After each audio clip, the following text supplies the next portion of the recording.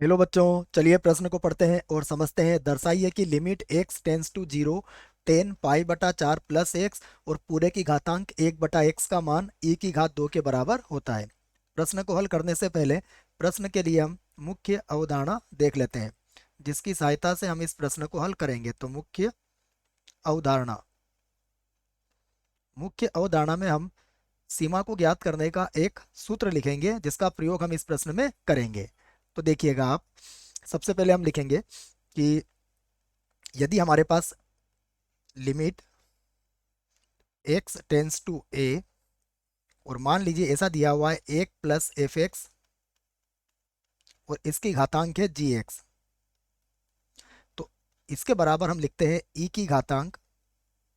यहाँ पर होगा लिमिट x का मान a की ओर अग्रसर होगा और ये हो जाएगा f(x) और गुणा g(x).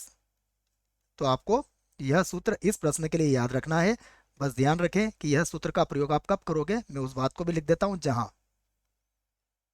जहां यह जो सीमा है वह कैसे होना चाहिए उसे देख लीजिए आप। तो जहां लिमिट x का मान a की ओर अग्रसर 1 + f(x)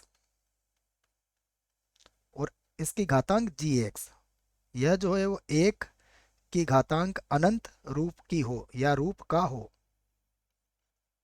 तो यह बात भी आप याद रखें कि इसकी जो सीमा को जब हम मान ज्ञात करें तो इसका रूप कैसा आए, अनिर्धारित रूपों में एक की घात अनंत रूप हो।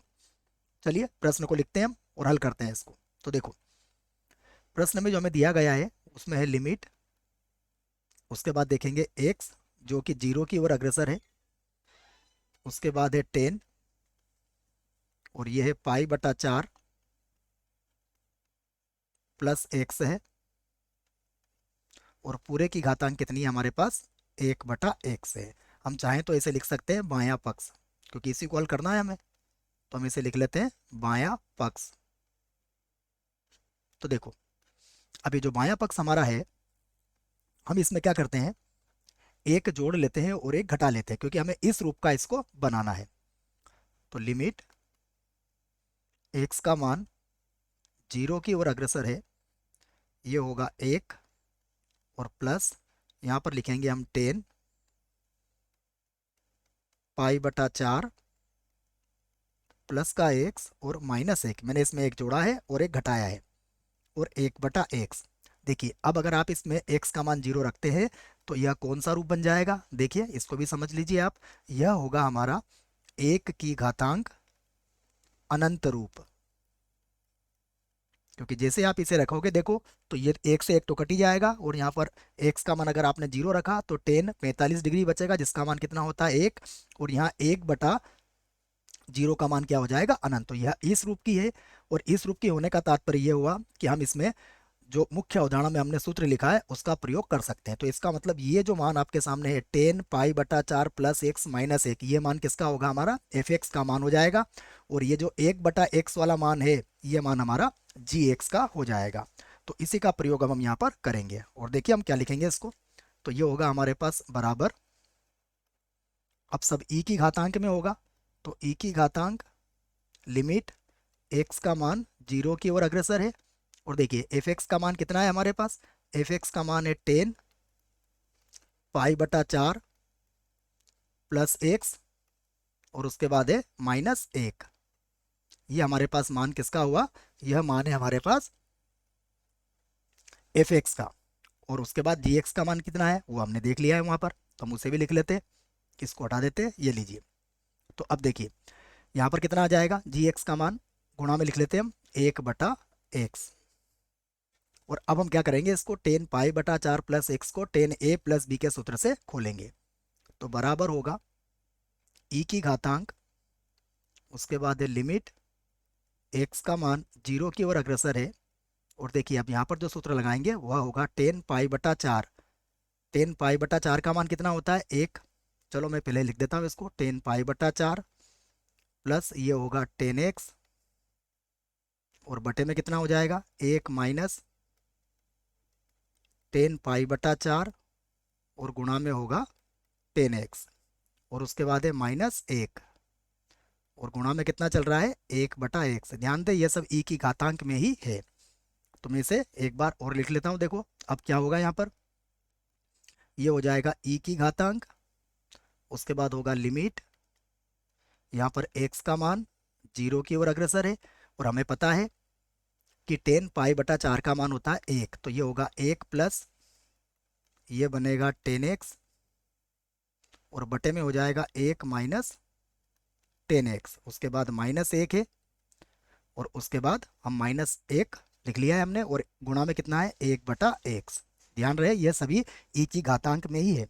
अब हम इसका लघुत्तम ले लेते हैं। देखो तो बराबर फिर से होगा e की घातांक, यहाँ पर है लिमिट, x का मान 0 की ओर अग्रसर है, और इसका लघुत्तम क्या आएगा, 1 माइनस 10x, तो ये बनेगा 1 प्लस यहाँ पर होगा 10x, और -1 का गुणा होगा तो ये -1, और ये फिर बनेगा प्लस का 10x, और देखिए बटे में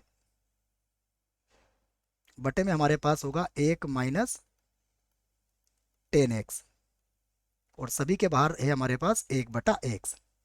अब अगर आप इसे ध्यान से देखेंगे तो क्या होगा, ये जो माइनस का 1 है ये प्लस के 1 से कट जाएगा, और 10x और 10x को हम जोड़ लेंगे। तो अब हम इसको इस प्रकार लिख लेंगे। तो अब हम लिखते हैं फिर से बराबर, देखिए बराबर आ जाएगा e की घातांक, यहाँ पर है लिमिट, x का मान 0 की ओर अग्रसर है, और ये होगा 2 10x, और बटे में होगा 1 माइनस 10x, और गुणा में कितना है, गुणा में है 1/x। तो देखो अब हम इसको कुछ इस प्रकार लिखेंगे, फिर से होगा e की घातांक, ये होगा लिमिट, x का मान 0 की ओर अग्रसर, और यहाँ पर मैं इसको लिखूंगा 2 10x/x, और यहाँ गुणा लगा के हम लिख देंगे 1/1 माइनस 10x।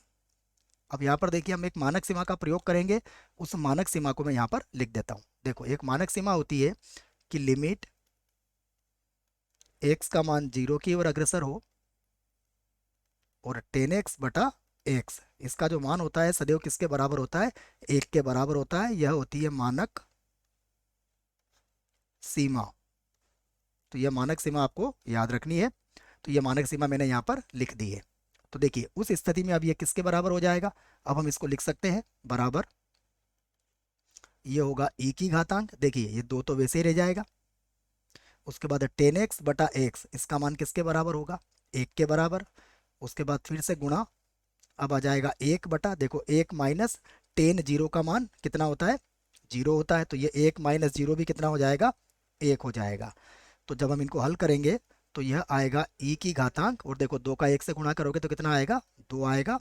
यह हमारा क्या है, यह है हमारा दायां पक्ष है। तो हम लिख सकते हैं बराबर दायां पक्ष, और यहाँ पर लिख सकते हैं हम सिद्ध हुआ, यहाँ पर लिख देते हैं सिद्ध हुआ। आशा करता हूँ बच्चों आपको इस प्रश्न का उत्तर समझ में आया होगा। धन्यवाद।